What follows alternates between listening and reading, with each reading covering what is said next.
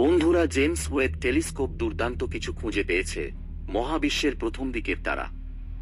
বিজ্ঞানীরা মনে করেন যে এই তারাগুলি বেশিরভাগ হাইড্রোজেন এবং হিলিয়াম দিয়ে তৈরি হয়েছিল, যা বিগ ব্যাং থেকে আসা মৌলিক উপাদান।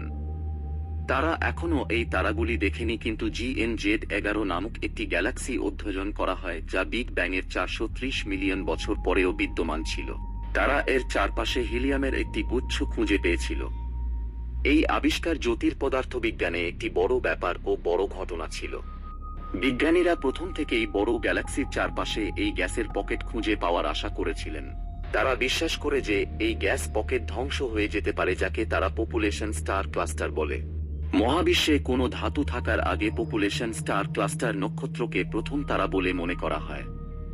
ধাতু হল হিলিয়ামের চেয়ে বেশ ভারী উপাদান। এই তারাগুলি সম্ভবত খুব বড়, উজ্জ্বল এবং গরম ছিল।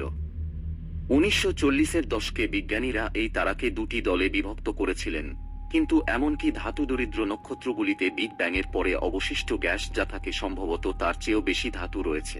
জেমস ওয়েব টেলিস্কোপ অতীতে অনেক দূর পর্যন্ত দেখতে পারে, কারণ এটি ইনফ্রারেড আলোকে দেখে।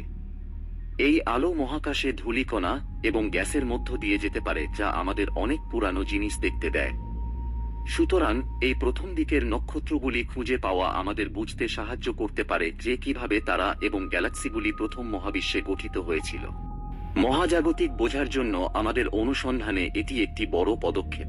বন্ধুরা, ভিডিওটি ভালো লাগলে অবশ্যই চ্যানেলটিকে সাবস্ক্রাইব করে যাবেন পরবর্তী ভিডিও দেখার জন্য।